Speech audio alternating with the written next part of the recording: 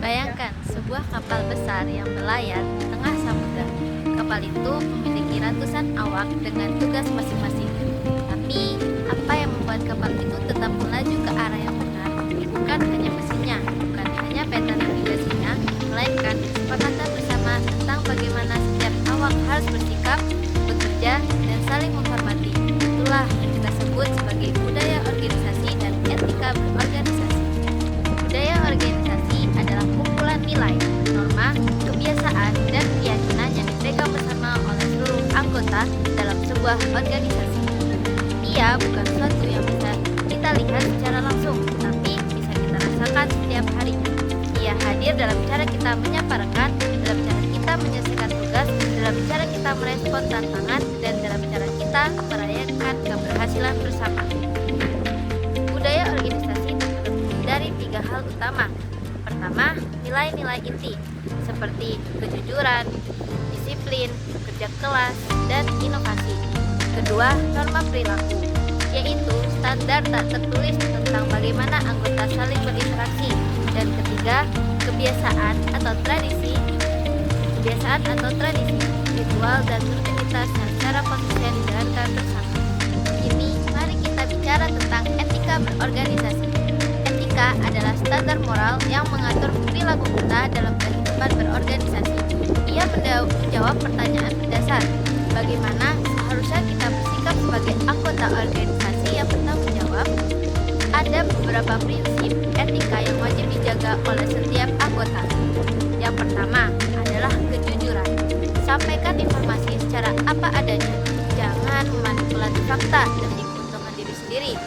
Kejujuran adalah mata uang kepercayaan yang paling berharga dalam berorganisasi. Yang kedua adalah tanggung jawab. Setiap amanah yang diberikan harus diselesaikan dengan sepenuh hati. Tidak ada alasan untuk menghindar dari kewajiban yang sudah disepakati bersama. Yang ketiga adalah keadilan. Perlakukan setiap anggota secara setara. Jangan berpihak hanya karena kedekatan personal.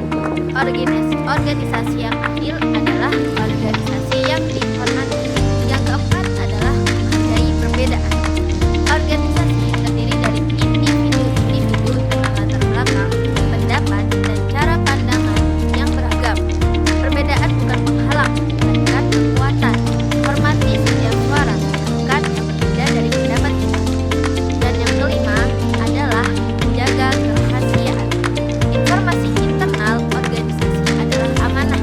Menyebarkannya terjadi bukan hanya pelanggaran etika, tetapi juga bentuk pengkhianatan terhadap kepercayaan. Apa yang terjadi jika etika dilanggar? Jawabannya sederhana namun menyakitkan. Kepercayaan hancur, dan kepercayaan yang hancur sangat sulit untuk dibangun kembali. Konflik internal akan merebak, kerjasama menjadi terganggu, dan organisasi kehilangan arah. Anggota yang baik pun akan perlahan hancur karena tidak lagi merasa aman dan dihargai. Pelanggaran kecil hari ini jika dibiarkan akan menjadi krisis besar mengancam kelangsungan seluruh organisasi di masa depan. Lalu, apa yang bisa kita lakukan? Membangun budaya dan etika yang baik bukan tugas pemimpin saja. Ini adalah tanggung jawab setiap anggota tanpa terpisah. Mulailah dari diri sendiri, jadilah teladan, bukan penonton.